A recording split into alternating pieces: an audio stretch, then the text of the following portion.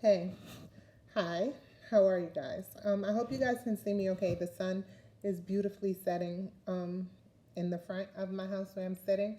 So today I did my 2-year Ocrevus infusion. I was able to talk them into letting me only have half of the Benadryl because I do IV Benadryl when I do the infusion because, sorry guys, because I had an allergic reaction the first time I started to itch, so I do IV Benadryl instead of oral Benadryl. So, but the full dose of it makes me so loopy and like unable to function, like I'm on drugs or something. So they did give me the half of Benadryl, and that was way better. I was able to function. I didn't have any adverse reaction. So that's in the bucket. 2 years Ocrevus. I'm really tired. It's a long day. I'm really getting ready to lay down. I don't have any energy at all at this point. But I wanted to make a video real fast, and I wanted to make it because I want to keep you guys in the loop with me step by step for the stem cell process. And I might cry, but I'm not crying because I'm sad. I'm just crying because I'm um I'm overwhelmed with MS right now. I talked to my doctor because the infusion suite is at my neurologist. It's an MS center, and I said to him I needed a script. So let's back up. Once I got the approval to do the stem cells, they gave me a list of the things I needed to do prior to getting there. Now, the stem cell, the amounts of the treatment and the stay there, it's a 29-day stay. It's $54,500. That's how much it costs. I'm going to be blatantly honest with you guys throughout this process. It's a lot of money. I understand that, but I'm worth it. And I have to try something at this point. So, in the process of gathering the money, doing whatever I need to do on the back end to gather the money, and I spoke to my neurologist today because one of the things on the list is that you have to have an MRI of the brain, cervical, thoracic, and lumbar. Well, in order for me to do that, you have to get a script from the doctor. And I wanted to talk to him about me going anyway because I wanted to make sure that he would still be my neurologist when I came back because I've heard really bad horror stories from all the research that I've done from people, and their doctors no longer wanted anything to do with them for whatever reason. Even those who went to Northwestern in Chicago and saw Dr. Burt, their doctors gave them a hard time. And since I'm leaving the country, I am going to Mexico to do it. I want to make sure that he still would want to be my neurologist when I came back. So he came over. The infusion was done. I was doing the observation period. It's an hour. And I said to him, like very blatantly, Dr. Bromley, I'm going to Mexico to do a stem cell transplant, and I need a script for these MRIs. And he was like, why are you doing that? And I was like, what do you mean? Why am I doing that? Did you not see me walk in here? I've been on 5 medications since I was diagnosed. I got diagnosed on June 14th, 2004. I've been on Copaxone, Rebif, Tysabri, Gilenya, and now Ocrevus. That's 5 medications.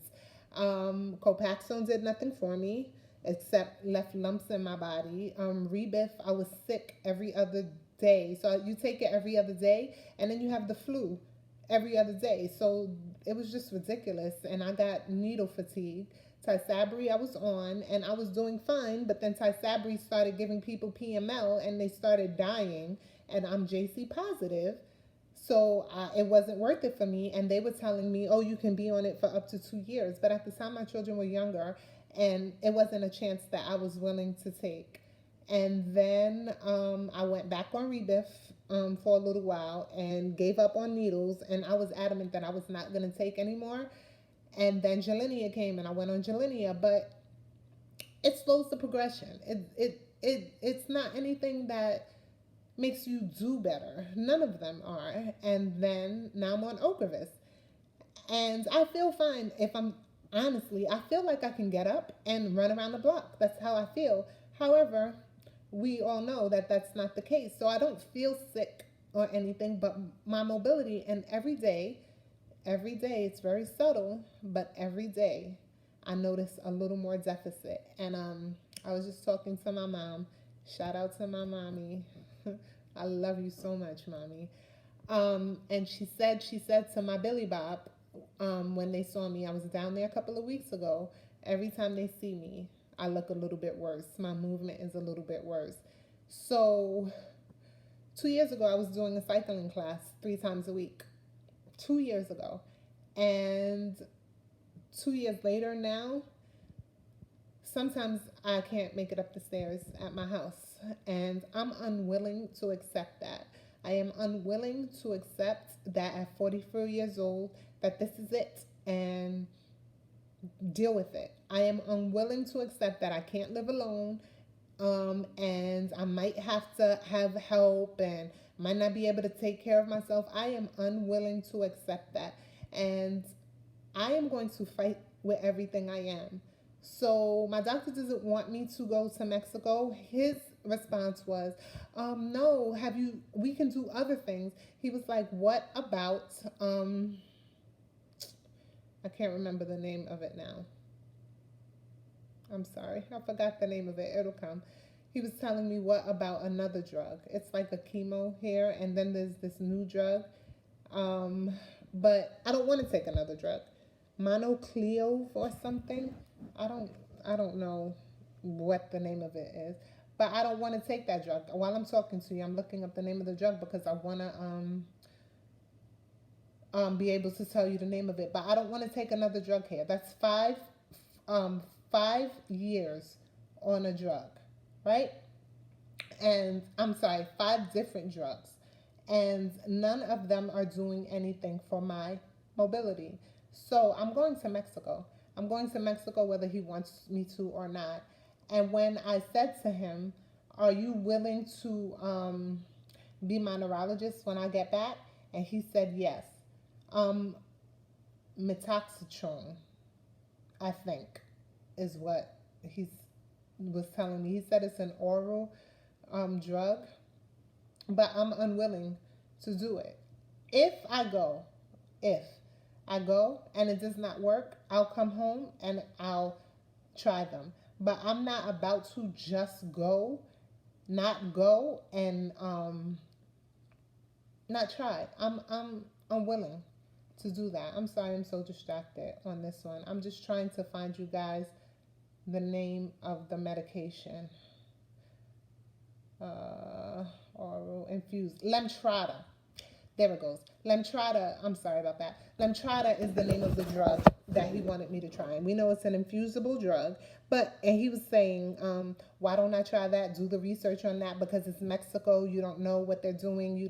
But I've done the research and I've talked to people who have gone there and I've done the research and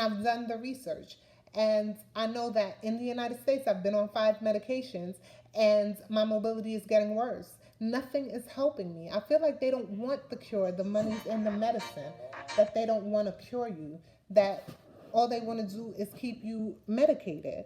So I said to him point blank, I said to him, are you going to be my neurologist when I come back? Because I'm still going to need a neurologist to monitor me. And he said, absolutely. I said, well, my mind is made up. I'm going to Mexico. What he said to me upset me. He's like, well, you go to Mexico, and what happens if you die in Mexico? They're just like, oh, well. And I said, what happens if I walk across the street and I get hit by a car and I die in New Jersey? Oh, well. So the mindset is baffling to me. And I like my neurologist. His name is Dr. Bromley. I really, really like him. But he works for drug companies. He gives talks. He gets a check. You know what I'm saying? So he's not totally objective. That's one thing. And you know what the other thing is? It's my damn body. I'm the one dragging this body around. I'm the one not able to do things like I wanted to do things. So I'm the one that's going to make the decision. I wasn't asking for your permission. What I was doing was telling you I need the script to do the MRI of the brain, the cervical, the lumbar, and thoracic because I'm going to Mexico. It's not open for discretion. You either getting on this bus or you staying behind. I'm frustrated by that. I'm just a little bit frustrated by The one, don't tell me what to do. I hate to be told what to do. Discuss it with me. That's one. I really hate to be told what to do. Two, it's my body. And since June 14th, 2004, when I got diagnosed, nothing has stopped it. All these drugs, nothing has stopped it. Nothing has made me better. And I feel like this might, and I'm going to take the chance. I'm sorry, you guys. I'm just frustrated when every morning I wake up and notice a little deficit, and you're telling me to take something else that's not going to help the deficit, but it's going to delay the progression. Delay it to what? Delay it till I can't get out of bed. Delay it till I can't take care of myself by myself. I'm 44 years old. I am unwilling to accept defeat. And just like I said, if I go there and it does not work, then it doesn't work. I'll come back and let's try this Lemtrada. Let's try whatever else the FDA is pumping into us that they still don't know the full side effects for. Let's try it. Let's try it. But don't tell me not to try it because you get a kickback for every patient you have on a drug. That was a lot. I'm just frustrated. I'm just so frustrated. If you are a sane human being and there's something that might help somebody, why would you advise them not to do it? Why would you? They are doing it at Northwestern. Well, not anymore. Dr. Burt is that doctor. They're not doing it anymore. It's like almost $275,000 to do it in the U.S. United Healthcare is my insurer through my job. They're not paying for it. I'm going to Mexico. I'm going to Mexico. And I'm going to make videos like this. And I'm going to tell you what's going on. And I'm going to be honest with you guys. And I'm going to tell you the pushback. And I'm going to tell you if it's working. My mom is calling. I'll call you back, Mommy. And I'm going to tell you how it's working. And I'm going to tell you what doesn't work. And I'm going to be sad when my hair has to get shaved off and I have a bald head. But it's okay. They sell this hair. I have locks. I can go buy some. You know? Here's another thing. I was looking for a new loctician. A loctician is someone who twists your locks, for people who don't know. And because the one I had, I just refused to be at the hairdresser for breakfast, lunch, and dinner. And I made a call to someone who was recommended. And the first thing I have to ask her are you accessible? She said, what do you mean? I said, well, I use my scooter when I have to go distances. Can I get my scooter in your shop? She said, no, there's 2 steps at the door. Okay, I can walk up the steps with my crutches, no problem. As long as I'm not walking for a long time, I can walk. I was like, oh, so how far is the parking from the stairs to where you have to go? She's like, oh, it's street parking, so you never know. Well, I could have to park 2 blocks away. I can't walk with my crutches 2 blocks away in the heat to get to the shop, so I had to decline. Little things like that are big. If you don't have MS, you don't think about those things. You don't think about being able to just run to the store or jumping up. They say drink all this water, drink all this water. Well, I can't all the time make it to the bathroom. I can't drink all this water.